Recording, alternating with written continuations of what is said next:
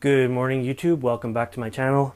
Today's video we are going to be working with orchids. We are going to be removing some orchid keikis from orchid plants. So what is a keiki, do you ask? Well, it is a little tiny baby orchid. This is a phalaenopsis. You can see the little phals growing off the mother plant here. I have two of them actually. This one started this year and this one started last year, and they've just been sort of growing around. And everybody always asks, when's the right time to remove a keiki from a plant? Well, my personal opinion is to leave them as long as possible. As long as you can stand it being on there. The bigger the root system it has, the better off it's going to be. If you remove a plant and it only has a little tiny root system to it, you're probably going to set it back for years trying to establish itself on its own. It has the combined strength of the mother plant as well as the baby when it's joined, so I would recommend leaving them as long as possible. Now if you look at this orchid, you can see the new roots coming out there. I'm still actually going to leave this one. It's kind of a tangled mess of roots. I might just leave it, period. What happened with this guy here is, for whatever reason, years ago, the mother plant just stopped growing in the crown. There's a tiny bit of crown rod in there now, tiny bit, but this is literally, it just stopped growing. And in response to it not growing, it started growing these guys out the side. So they look great, they're good and healthy. But as I say, we're going to leave them.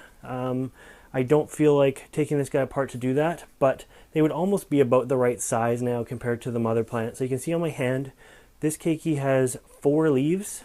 It's a little baby plant of its own. It could be removed, but don't do it when they're just like 1 leaf or half a leaf. Today we're actually going to be working with dendrobiums. So this is a Dendrobium Kingianum, and you can see it is loaded with keikis here. Now, these guys here would come off quite easily. You can see the little root system starting on it. Let me try to get a close-up there so you can see them with the roots. They're everywhere. There's one in my hand, 2 over here, 2 over here. Dendrobium Kingianums, they're known for throwing off their keikis. There's a good example. That little root system is about borderline for me. If I was going to take it, it would probably be pretty safe to take the keiki off now. And in order to do that, you would use, in this case, probably just a sharp pair of scissors. I've got some stuff down here I'm going to sterilize, and we are going to work on a different orchid. I'm going to leave this one because I don't need a whole bunch of Dendrobium Kingianums around. They're great in case I do want an extra one. Snap and give it away. But note on the roots, these are air roots. If you put them directly in a moist media like moss, the roots are actually going to dry. So the first year of a keiki's life, you really want it to be potted very, very loosely in a very open mix. I would recommend like a large or a medium bark chunk just to give it something to settle into. And then when you repot it in future time, then put in your moss and stuff like that. You take an air root though and you put it in media, in moss, it's going to die right away. And then again, you're going to set back the keiki from growing. So that is not the one we're going to work on today though. Just off camera, I have got this guy here. Now here is a plant worth working on. So this is a Dendrobium Nobley type. It is a hybrid. It lives outside right now actually. I've just brought it in to show you guys, but look at the size of this plant. That's a big plant. I have it outside still. It's been outside all year. It's getting kind of its winter cool down now. I'm going to stop watering it soon, and then as it turns to fall and the nights get a little crisper, hopefully we can set some buds on this. But this summer it grew a big keiki, and I don't want it on here. So look at the size of this guy. There is a plant that's worth removing. See the roots? Let me see if I can move some stuff. It's got a great root system in there, and I am going to remove that guy today. We are going to remove that guy today, and then we're going to pot it up really quick together. So why don't I hang him back up just off screen? He doesn't stand on his own very well, so I like to hang him. If you notice yellow leaves on him, that's okay. This is a deciduous type dendrobium. Perfectly normal this time of year for some leaves to go spotty and yellow and fall off. There's actually another keiki right here. We're going to leave that one today. We're just going to work on this guy because he's going out sideways. But let's hang him up and bring you down and get working on this guy. Okay, so looking at the table here, there's a few good shots of the little keikis. There's on the dendrobium, and I'm just going to show you the phal before we actually start working on the other one. So you can see the 2 leaves on this guy here, and the root system. Now that little guy, this one here, he has 4 leaves. He would be great. You can see the little roots coming out of him, the new root tips on him. he would be a perfect keiki to remove if you wanted another phal and you wanted to unpot him. But for now, I'm not doing any unpotting, so I'm going to take some rubbing alcohol. And for this big dendrobium, I'm actually going to be using bonsai cutters. These are concave cutters. And I'm just going to give him a bit of a sterilization there. If you don't have bonsai tools, a sharp pair of scissors like this would work as well. I'm going to sterilize these guys as well, just because don't know if I'm going to need them. But it'll take about 2 minutes for those guys to become sterile. I'm just going to leave the alcohol on there to do its thing. And let's spin the camera around and look at the dendrobium behind me. Okay, so there is our Dendrobium Nobley. He is hanging on the wall right now just for some support. And I'm going to sit down the tripod as close as I can get it. I'm still working with a broken tripod here, so bear with me. One of these times I will get to the store and buy us a new one, and then life will be good again. So here's the plant we're going to be working on today.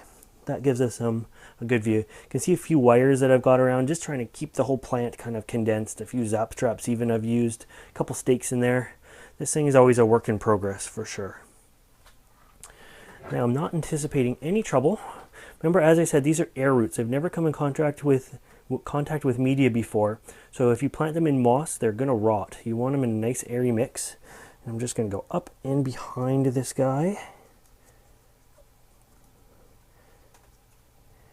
And it does take a little bit of digging. You're not going to hurt the plant here. I'm trying not to lose any roots if I can help it. And there we go, I can feel it working loose.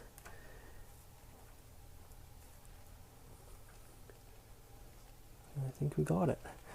Now I just want to untangle these roots. I'll put down my cutters here and bring this guy out. So there is the root system on the dendrobium. You see it nice and clear. There's where it was removed.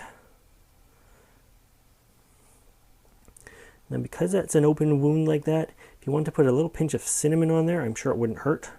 I sterilized my cutting tool, so I shouldn't have any problems, but that would be a good just in case.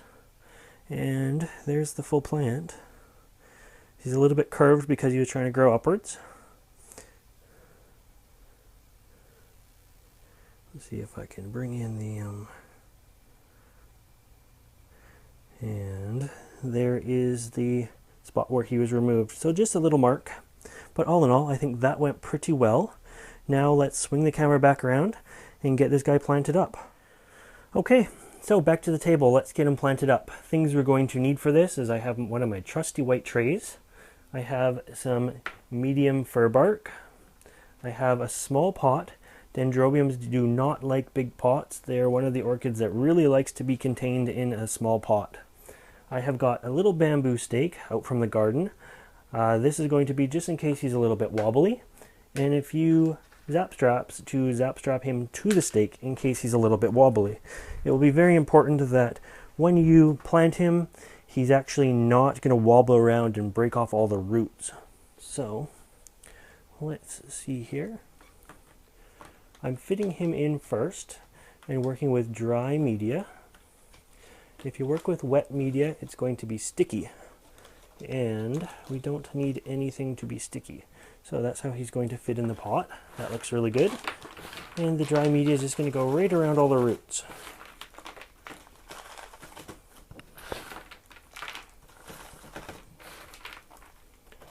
Fill in the holes. I have no indication of which way this guy is going to grow. There isn't any signs of a second cane coming out yet. Otherwise, I might plant him off to one side or the other. And it's not even important to get it too full in there. Remember, this guy has air roots. You don't need to pack him in too tight. But I think that's going to be a pretty good job there. With a few waterings, it's going to settle in and around the roots a little bit more. And I might add a little bit more media with time. last but not least, we will take a stake. Stick the stake in there. Trying to remember where the roots were so you don't break them. Put that in nice. And give it a zap strap. You can see there before I tighten the zap strap just how wobbly it actually was. That would not have been good over long term. Sorry about the jerky tripod there. That would not have been good over long term for the root health and the plant growth. If it's too busy trying to recover from broken root tips, it's not going to be growing all that well. So there you go. These canes are tough. I'm doing it up quite tight. It's not going to move anywhere, that's for sure. Give these a little bit of a cut, maybe. There we go. And there we go. Cool, that went awesome. I'm going to back it up. And there is the finished plant. Look at that.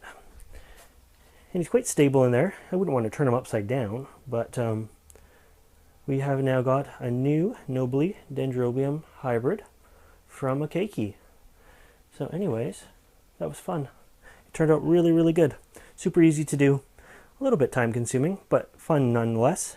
So I hope you enjoyed this video. If you want to see more videos like this, make sure you subscribe to my channel. And as always, thanks for watching.